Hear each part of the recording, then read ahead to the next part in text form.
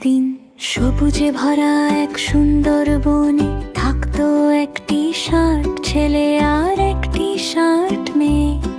ওরা খুব সুন্দর জামা কাপড় পরতো। ছেলেটা পরতো নীল জামা, মেয়েটা পরতো গোলাপি ফ্রক।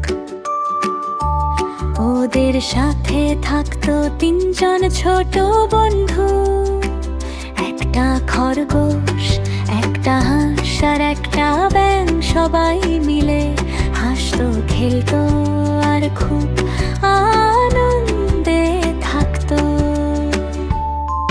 কিন্তু এই বনের এক কোণে থাকতো একটি চালাক শিয়াল।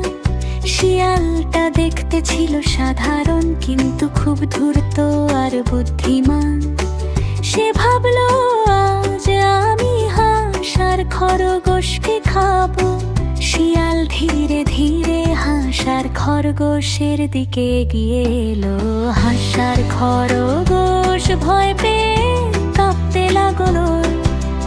ঠিক তখনই ছেলেটা আর মেয়েটা সব বুঝে গেল।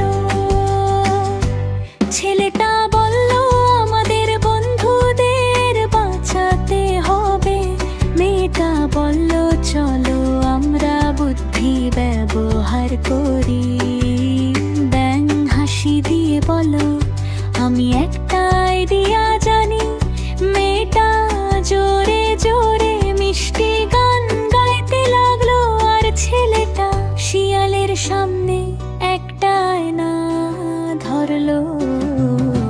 শিয়াল আয়নায় নিজের মুখ দেখে চিৎকার করলো, মা! আরেকটা বড় শিয়াল। ভয়ে শিয়াল দৌড়ে বনের ভেতর পালিয়ে গেল। হাঁস আর খরগোশ বেঁচে গেল।